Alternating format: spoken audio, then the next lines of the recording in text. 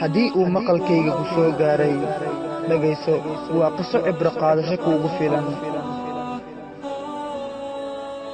nin dhallinyaro ah ayaa waxa uu yimid aaska saaxiibkii, kadibna isagii oo kor taagan qabriga saaxiibkii ayaa waxaa su'aal weydiiyey nin shiikh ahaa oo ay isgaranayeen. su'aashinu waxa ay ahayd, haddii saaxiibka uu allah subxaanahu wa tacaala dib u soo nooleeyo maxay kula tahay in uu samayn lahaa?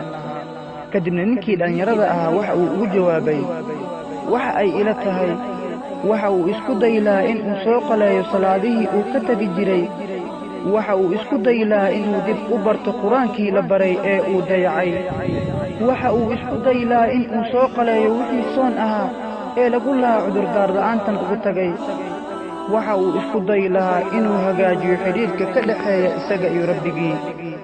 intaa kadib ninkii shiikha ahaa waxa uu ku yidhi wiilkii dhallinyarada ahaa, waxa ay ila tahay wanaagga aad soo sheegtay dhammaan adiga ayaa fursad u haysta in aad samayso, waayo saaxiibkaa marnaba ma soo laabanayo si uu u hagaajiyo wixii uu ka tegey, balse maanta adigaa haysta jaanis aad ku samayn karto gunaanadka wanaagsan ee haddaba isku day in aad adigu hagaajisato xidhiidhka adiga iyo rabbigaa idinka dhexeeya ee ah in aad samayso wixii uu ku faray.